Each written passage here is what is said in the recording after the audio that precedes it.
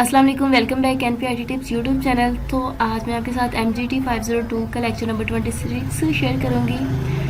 Today topic ये है। तो आज है कॉन्फ्लिक्ट डिफाइन।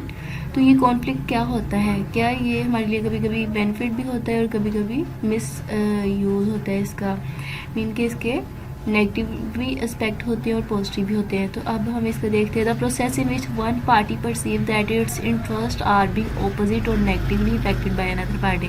इसमें ये होता है कि एक पार्टी ने खुद से अज्यूम करना होता है कि उसके जो इंटरेस्ट है वो दूसरी पार्टी के ऑपोजिट होंगे और नेगेटिवली होंगे, मीन उसको इफ़ेक्ट कर रहे होंगे, दूसरी पार्टी को लॉस हो रहा होगा।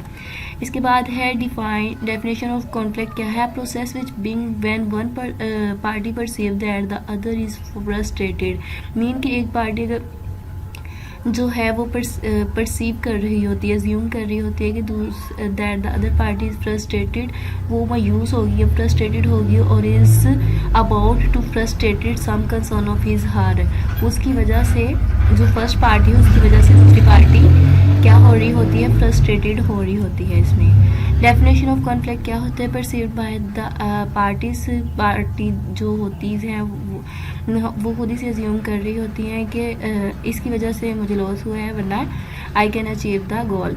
इसके बाद parties are in opposition to one and other. Parties क्या होती है, एक दूसरे के ऑपोजिट मुखालिफ हो जाती हैं। At least one party is blocking the goal attainment of the other party. ये हो सकता है कि वन पार्टी अगर अचीवमेंट हासिल कर रही है तो दूसरी क्या होगी, उसको वो अचीवमेंट हासिल नहीं हो रहे होंगे।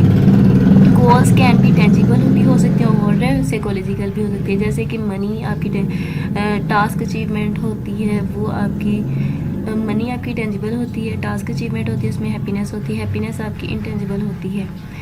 इसके बाद है आपके टाइप्स ऑफ कॉन्फ्लिक्ट कौन कौन से हो सकते हैं। टास्क कॉन्फ्लिक्ट हो सकते हैं। इसमें क्या होता है, conflict over content and goals of the work.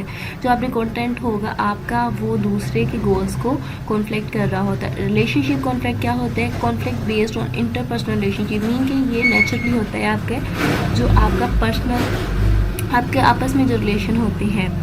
और प्रोसेस कॉन्फ्लिक्ट क्या होता है, conflict over how work get done. कि ऐसा प्रोसेस में क्या होता है कि आपने कौन सा वर्क करेंगे जिससे आपको बेनिफिट होगा या नहीं होगा। नेचर ऑफ ऑर्गेनाइजेशन कॉन्फ्लिक्ट में क्या होते हैं, कॉन्फ्लिक्ट होते हैं any situation in which one incompatible goals. ये क्या होती है कि कोई सी भी सिचुएशन हो सकती है, गोल्स एटीट्यूड होते हैं, आपके इमोशंस होते हैं, बिहेवियर लीड टू डिसएग्रीमेंट, जिससे क्या होता है आप डिसएग्री कर जाते हैं। ओपोजिशन आप मुखालिफ हो जाते हैं बिटवीन टू और मोर पार्टीज़ के दरमियान, दो पार्टीज़ के दरमियान भी, उससे ज़्यादा भी हो सकता है। फंक्शनल कॉन्फ्लिक्ट क्या होता है और हेल्दी होते हैं ये फंक्शनल कॉन्फ्लिक्ट। कंस्ट्रक्टिव होते हैं, मीन के तमीराती होते हैं, इस्टेब्लिश कर रहे होते हैं। डिसएग्रीमेंट इसमें भी हो सकते हैं बिटवीन टू और मोर पीपल्स के दरमियान, दो या दो से ज़्यादा पीपल्स के दरमियान हो सकता है। इसके बाद डिसफंक्शनल कॉन्फ्लिक्ट क्या होते हैं। डिसफंक्शनल कॉन्फ्लिक्ट आपके लिए क्या होते हैं, नुकसानदेह होती हैं। इसमें भी डिसएग्रीमेंट आ जाता है बिटवीन टू और मोर पीपल्स के दरमियान, दो या दो से ज़्यादा हो सकते हैं पीपल्स के दरमियान। इसके बाद है levels and types of conflict. Levels भी कह सकते हैं, टाइप्स ये आपको आ सकते हैं, MCQs भी आ जाते हैं कौन कौन से लेवल्स होते हैं इसके। मे बी वो एक अपने से अलग उन्होंने दिया हो, एक खुद से ऑप्शन उन्होंने दिया हो, वो रॉन्ग हो सकता है कि तीनों ही राइट हो सकते हैं। इसमें क्या लेवल्स में ऑर्गेनाइजेशन लेवल होता है, within and between organization, organization के अंदर भी हो सकता है और ऑर्गेनाइजेशन के दरमियान भी हो सकता है। ग्रुप होता है कॉन्फ्लिक्ट, इसमें क्या होता है within and between groups, group के अंदर भी हो सकता है और ग्रुप्स के दरमियान भी हो सकता है। इसके बाद इंडिविजुअल्स होता है, ये भी इंडिविजुअल के दरमियान हो सकता है और बिटवीन इंडिविजुअल ज़्यादा लोगों के दरमियान हो सकते हैं।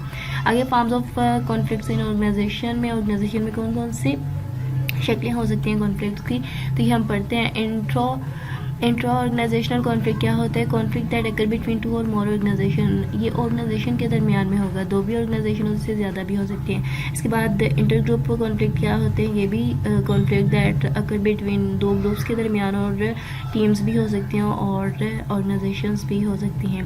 इंटरपर्सनल कॉन्फ्लिक्ट क्या होता है, conflict that occur between two और मोर इंडिविजुअल्स। इंटरपर्सनल जो स्किल्स होती हैं उनके दरमियान भी कॉन्फ्लिक्ट आ जाता है पर्सनल्स के दरमियान। इंट्रापर्सनल कॉन्फ्लिक्ट ये क्या होते हैं, conflict that occur with individuals. ये इंट्रापर्सनल कॉन्फ्लिक्ट जो होते हैं वो इंडिविजुअल्स के दरमियान में आपको इस तरह से लॉन्ग क्वेश्चन भी आ सकता है, forms of conflict in organization, ये पूरे भी आ सकते हैं, इनमें से कोई भी अगर शॉर्ट आना हो। नेक्स्ट भी इसकी है ये वाले, इंटर रोल कॉन्फ्लिक्ट क्या होता है, person experience of conflict among the multiple roles in his her life, के इंसान जब की लाइफ में उसको बहुत ज़्यादा उसे कॉन्फ्लिक्ट मिलते हैं जिससे वो एक्सपीरियंस करता रहता है। इसके बाद है इंटर रोल पर कॉन्फ्लिक्ट क्या होता है, इंट्रा रोल, ये conflict that occur within a single roles, ये एक सिंगल रोल होता है, such as when one person receive a conflicting message. इससे क्या होता है कि एक जो होता है पर्सन, उसने मैसेज को रिसीव करना होता है कॉन्फ्लिक्ट वाला, फिर वो जो सेंडर होता है उसने बताना होता है about how to perform a certain rules, अब उसने उसके अकॉर्डिंग एक सर्टन रूल्स बनाने होते हैं।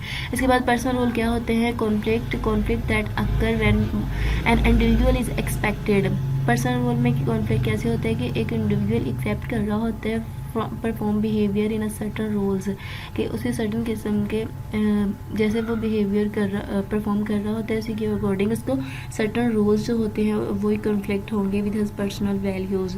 मैंने उसके बिहेवियर उसके ऊपर डिपेंड करे, उसकी वैल्यू एटीट्यूड्स, उसका अपना पॉजिटिव और नेगेटिव बिहेवियर्स होता है। इसके बाद है ग्लोबलाइजेशन एंड कॉन्फ्लिक्ट क्या होता है, इसमें क्या हो सकता है, कल्चरल डिफरेंसेस हो सकते हैं, मीन कि हर कोई एक ही कल्चर से बिलोंग नहीं कर रहा होता है, क्योंकि इंटरनेशनल सतह पर आप ऑर्गेनाइजेशन में वर्क कर रहे होते हैं, ऑनलाइन इसका सिस्टम होता है, तो फिर वो इस तरह के कॉन्फ्लिक्ट आ जाते हैं। इंडिविजुअल डिफरेंसेस होता है, आपकी value, attitude, thinking, point of view, everything is different from one person to another, तो ये इंडिविजुअल डिफरेंसेस आ जाएगा।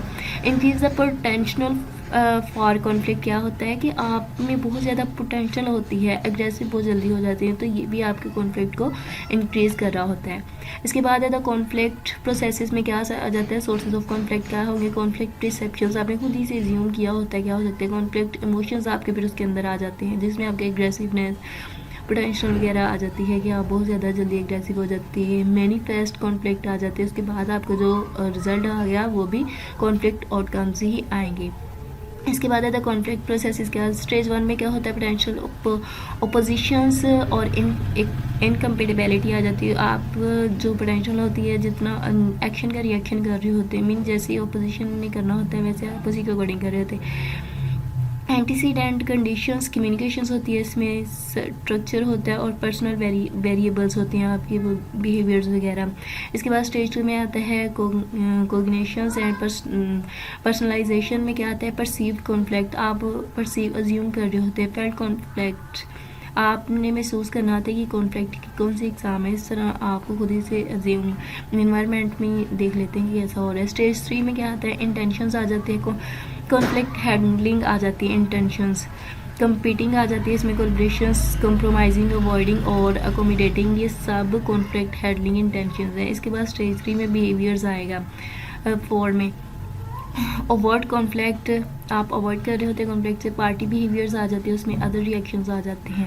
इसके बाद स्टेज 5 में आउटकम्स आ रही होती है, इंक्रीज ग्रुप परफॉर्मेंस आ जाती है आपकी और इसके डिक्रीज ग्रुप परफॉर्मेंस आ जाती है। अगर आप क्या कर रहे होते हैं, अगर कॉन्फ्लिक्ट को मिनिमाइज़ कर लेते हैं तो परफॉर्मेंस इंक्रीज़ हो जाएगी, अगर ज़्यादा हो जाएगा और आप जैसा एक्शन होगा वैसा रिएक्शन, तो फिर क्या होगा, डिक्रीज ग्रुप परफॉर्मेंस आ जाएगी। इसके बाद है people factor that affect the development of the conflict, कौन से फैक्टर हैं जो इफेक्ट कर रहे होते हैं डेवलपमेंट ऑफ द कॉन्फ्लिक्ट, तो नीड्स एंड वांट होती है आपकी, सेल्फ कॉन्सेप्ट होता है आपका, उसके बाद पास्ट एक्सपीरियंस और आपकी हेल्थ होती है। इसी इन्हीं चारों पॉइंट ऑफ व्यू से क्या होता है कि आप में कॉन्फ्लिक्ट आ जाता है।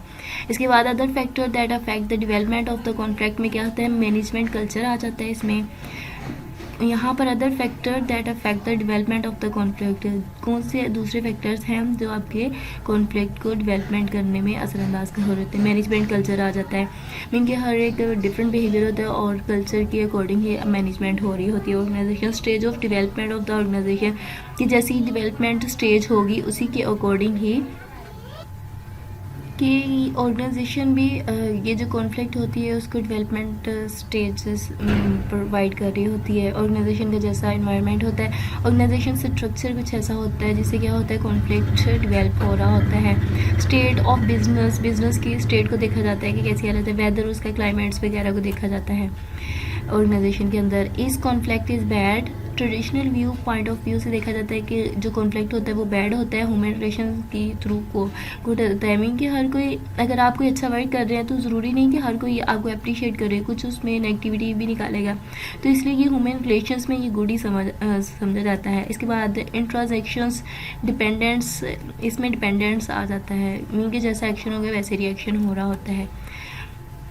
इसके बाद है ट्रांजिशंस इन कॉन्फ्लिक्ट थॉट्स क्या आती है। जो ट्रांजिशन थॉट्स है कॉन्फ्लिक्ट की वही है traditional views, human relations view होते हैं, इसमें ट्रांजैक्शनिस्टिक व्यूज़ होते हैं। नेक्स्ट हम ट्रेडिशनल व्यूज़ को देखेंगे। कॉन्फ्लिक्ट इज़ बैड, ये समझा जाता है शुड बी अवॉइडेड। कॉन्फ्लिक्ट हमेशा ये समझा अज्यूम किया जाता है कि बैड होते हैं, इनको इनसे अवॉइड ही इनसे बचना ही चाहिए। Result from lake of openness and trust, इसमें क्या होता है कि रिजल्ट जो नताइज होते हैं वो लेक होते हैं क्योंकि ओपनेंसेस नहीं हो रही होती, आप इंफॉर्मेशन नहीं किसी को दे रहे होते और ट्रस्ट भी नहीं कर रहे होते।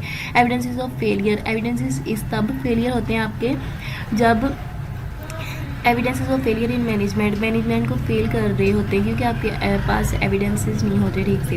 The common sense views of conflict, आपने खुद ही से अज्यूम कर लेना होता है ये तो मेरे साथ चाहता ही बुरा है, इस तरह कि अगर ये बीच में ना आता तो हम ये ऑर्गेनाइजेशन के गोल को अचीव कर लेते। इसके बाद है ह्यूमन रिलेशंस में क्या आता है, conflict is a natural occurrences, mean कि ये इंसान के नेचुरली फेनोमिना होता है कि वो कॉन्फ्लिक्ट आ जाती है उसमें। वी शुड एक्सेप्ट कॉन्फ्लिक्ट, इसकी वजह से हम इनमें कॉन्फ्लिक्ट को एक्सेप्ट कर लेते हैं, मीन कि नेचुरली है।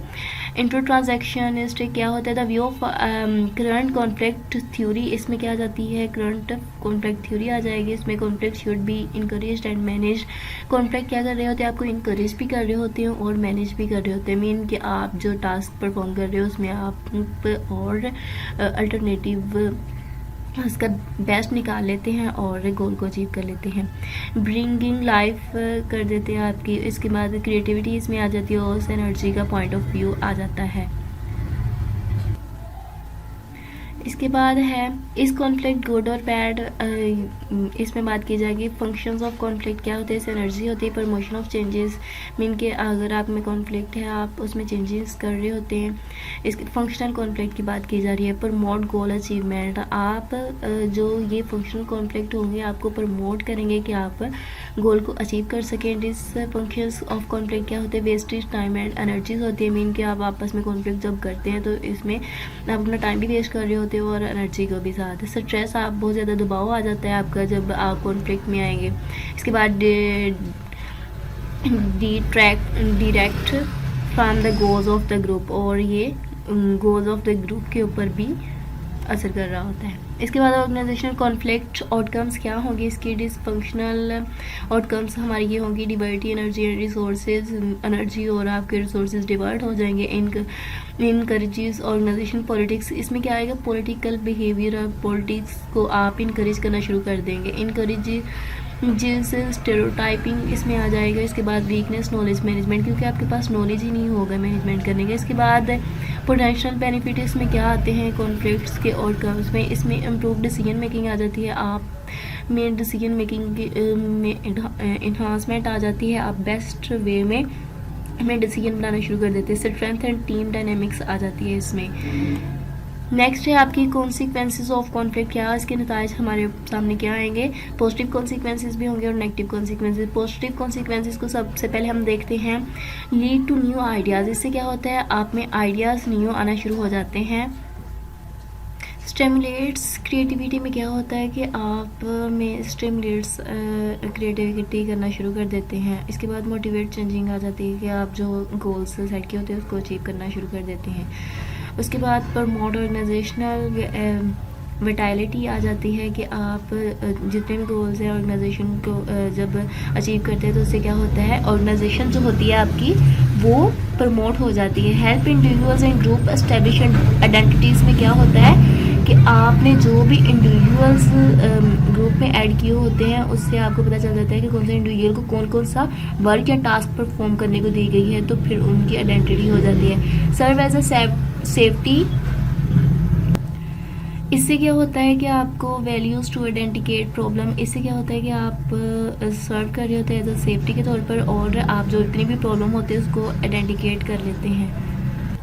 इसके बाद नेगेटिव कॉन्सिक्वेंसेज आ जाती है, डिवर्ट एनर्जी फ्रॉम वर्क, आपकी जो एनर्जी होती है वो डिवर्ट हो जाती है, वर्क पर ज़्यादा फोकस नहीं कर पा रहे होते। थ्रेटन साइकोलॉजिकल वेलबींग, के खतरे आ जाते हैं साइकोलॉजिकल वेलबींग में। वेस्टेज, आपके रिसोर्सेज जो होते हैं वो वेस्ट होना शुरू हो जाते हैं। क्रिएट एन नेगेटिव क्लाइमेट्स, जिससे क्या होता है कि आप नेगेटिव क्लाइमेट्स को प्रमोट करना शुरू कर देते हैं। ब्रेक डाउन ग्रुप कोहेजन्स, जो आपकी इंडिपेंडेंसी होती है वो ख़त्म हो जाती है।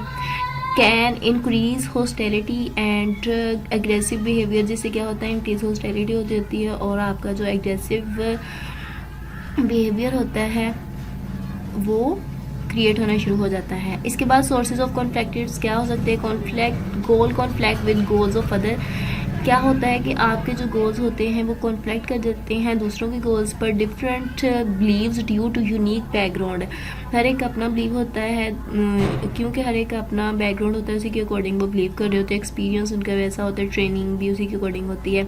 कोस्ट बाय स्पेशलाइज्ड टास्क में क्या होता है? कैरियर्स इसमें आ जाते हैं। स्पेशलाइज्ड टास्क होती है आपके explain misunderstanding in cross culture and merger relations, जिसमें क्या होता है मिसअंडरस्टैंडिंग आ जाती है आपके क्रॉस कल्चर में और मार्जर रिलेशंस में। इसके बाद है सोर्सेज ऑफ कॉन्फ्लिक्ट्स में क्या आता है? 3 लेवल्स ऑफ इंटरडिपेंडेंसी आ जाती है। इसमें पूल्ड होती है, मीन के रिसोर्सेज सबको मिल रहे होते हैं एक साथ ही। सिक्वेंशल होती है, मीन ए को मिली फिर बी को रिसोर्स मिला फिर सी को। इसके बाद रेसिप्रोकल होती है, मीन ए बी सी इस तरह ये एज अ चेन रेसिप्रोकल के तौर पर मिल रहे होते हैं। इसके बाद सोर्सेज ऑफ कॉन्फ्लिक्ट क्या होते हैं? इंक्रीज कंपटीशंस, जो कॉन्फ्लिक्ट होता है वो कंपटीशंस को इंक्रीज कर देता है for resources to fulfil goals, है कि जो रिसोर्सेज होंगे उसी के अकॉर्डिंग हम गोल्स को फुलफिल या अचीवमेंट कर सकते हैं। इसके बाद lack of rules guiding relations आ जाता है कि आप रूल्स के ऊपर फॉलो नहीं कर रहे होते। इसके बाद इनकरेज पॉलिटिकल टैक्टिक्स, कि आप पॉलिटिकल हरबे ट्रिक्स वगैरह अपनाना शुरू कर देते हैं, उसको इनकरेज देना शुरू कर देते हैं। नेक्स्ट है, इसमें सोर्सेज ऑफ कॉन्फ्लिक्ट में आ जाता है लेक ऑफ अपॉर्चुनिटीज आ जाती है, रिलायंस ऑन स्टेरियोटाइप्स आ जाती है। इसमें लेक ऑफ एबिलिटी होती है, आप में काबिलियत कम होती है। एरोगेंस कम्युनिकेशंस, हाइटेंस कॉन्फ्लिक्ट रिसेप्शंस के, जिसकी वजह से आप क्या करते हैं कॉन्फ्लिक्ट रिसेप्शंस की तरफ चले जाते हैं। आपने अज्यूम करना शुरू कर देना होता है कि ये मेरे मुखालिफ है, इस तरह करके। लेक ऑफ मोटिवेशंस में क्या आता है कि आप मोटिवेट करने वाला आपका कोई लीडर्स नहीं होता, इसकी वजह से भी आप में कॉन्फ्लिक्ट आना शुरू हो जाते हैं। Conflict causes lower motivations to communicate, increase stereotypes आ जाती है इसमें। ये जितने भी सोर्सेज ऑफ कॉन्फ्लिक्ट है ये गोल है, इनकम्पैटिबिलिटी होती है, डिफरेंस वैल्यूज एंड बिलीव्स होते हैं आपके, टास्क इंटरडिपेंडेंसी होती है आपकी, स्केयर्स रिसोर्सेज आते हैं इसमें, एम्बिग्यूटी आ जाती है जिसमें आपके क्लियर जो होते हैं टास्क परफॉर्मेंस वो नहीं होती। कम्युनिकेशन प्रॉब्लम आ जाती है कि आप में लेक ऑफ कम्युनिकेशन प्रॉब्लम्स भी होती है कि आप किसी से कम्युनिकेट नहीं कर पाते, जिसकी वजह से आप में अगर कोई एबिलिटी भी हो तो उसको भी आप क्या करते हैं, जिसकी वजह से होता है कि आप कम्युनिकेट करना आपके लिए मुश्किल हो जाता है अगर आपके अंदर एबिलिटी भी हो। नेक्स्ट है कोजेज ऑफ कॉन्फ्लिक्ट में क्या आता है? वर्टिकल कॉन्फ्लिक्ट भी हो सकते हैं जिसमें हायरार्की आ जाती है, अगर बिटवीन हायरार्किकल लेवल्स होते हैं इसमें। हॉरिजॉन्टल कॉन्फ्लिक्ट मीन कि आपके जो साथ ग्रुप में सेम हायरार्की में होते हैं तो उनमें क्या होता है कॉन्फ्लिक्ट आना शुरू हो जाता है, अगर बिटवीन पर्सनस और group at the same hierarchy levels, mean के 3 मैनेजर्स हैं और एक ही हायरार्की में हॉरिजॉन्टल वे में है तो उनके दरमियान क्या होता है कॉन्फ्लिक्ट आना शुरू हो जाता है। लाइन स्टाफ कॉन्फ्लिक्ट क्या होता है? Involve disagreement over who has authority and control over specific matters. इसमें ये आता है लाइन स्टाफ में कि वो डिसएग्री कर जाते हैं कि हमें कौन अथॉरिटी देगा and control over specific matters, कि हमारे जो जितने भी स्पेसिफिक तरह के टास्क वगैरह उसको कौन कंट्रोल कर रहा है, तो इसमें ये आ जाता है। इसके बाद है how can conflict be manage successfully, हम जो कॉन्फ्लिक्ट होते हैं उसको कैसे सक्सेसफुली मैनेज कर पाते हैं। The issues of who wins, इसमें लूज में कॉन्फ्लिक्ट होता है, अगर when nobody get what he और शी वांट। ये लूज में वैसे वाज़ेह ये है कि दोनों जो होती हैं पार्टीज़ वो दोनों ही लॉस में जा रही होती हैं, किसी को भी बेनिफिट नहीं हो रहा होता है। इसके बाद एविडेंसेस आ जाती है इसमें, अवॉइडनेस आ जाती है, अकोमोडेशन आ जाती है, smoothing and compromise are forms of lose loss conflict, आप कॉम्प्रोमाइज़ कर जाते हैं। इसके बाद विन लॉस होता है कि मीन एक पार्टी को क्या कर रही होती है, अचीव कर रही होती है और दूसरी लॉस कर रही होती है, उसको नुकसान हो रहा होता है। यहाँ पे भी ऐसी कुछ लिखा हुआ है, one party achieves its desire at the expenses and to the exclusions of the other party desire, mean कि जो एक पार्टी चाह रही होती है वो उसको अचीव कर लेती है और दूसरी को लॉस हो जाता है। Competitions and the authoritative commands are form of win loss conflict, इसमें कंपटीशन आपका होता है, अथॉरिटेटिव कमांड्स भी आ जाती है, जिससे क्या होता है एक पार्टी लूज कर विन कर रही होती है, दूसरी लॉस में चली जाती है। इसमें आप भी कंप्रोमाइज सिचुएशन में चले जाते हैं कि इस दफ़ा इसे हो गया बेनिफिट तो अगली दफ़ा मुझे हो जाएगा। इसमें आगे है विन विन कॉन्फ्लिक्ट होता है, इसमें क्या होता है कि दोनों पार्टीज़ को बेनिफिट पहुंच रहा होता है, both parties achieve their desire, mean के इसमें क्या होता है दोनों पार्टीज़ जो अपने गोल अचीवमेंट चाह रही होती है दोनों को ही अचीव हो जाते हैं। कोलिब्रेशन इसमें आ जाते हैं और problem solving are perform win win conflict, इसमें आप कोलैबोरेट कर रहे होते हैं और प्रॉब्लम को सॉल्व करने का सोल्यूशन ढूंढ लेते हैं। तो इसमें ये क्या होता है, विन विन आपका कॉन्ट्रैक्ट है, दोनों पार्टीज विन कर गई है। इसके बाद आपका ये लेक्चर कंप्लीट हो गया है। Please like and subscribe my channel for latest update. और आप में से एक स्टूडेंट ने पूछा था कि मैम ये स्लाइड हमारे एग्ज़ाम पॉइंट ऑफ व्यू के लिए ठीक है, हम इसको रेडी कर सकते हैं। ओबियसली आप रेडी कर सकते हैं, ये सर ने बनाई हुई है और आपके जो फाइनल टर्म का जो भी आपके हैंडआउट्स है उन्हीं में से लिया गया, उसी इसमें से आपका पेपर होगा। ओके, अल्लाह हाफिज़।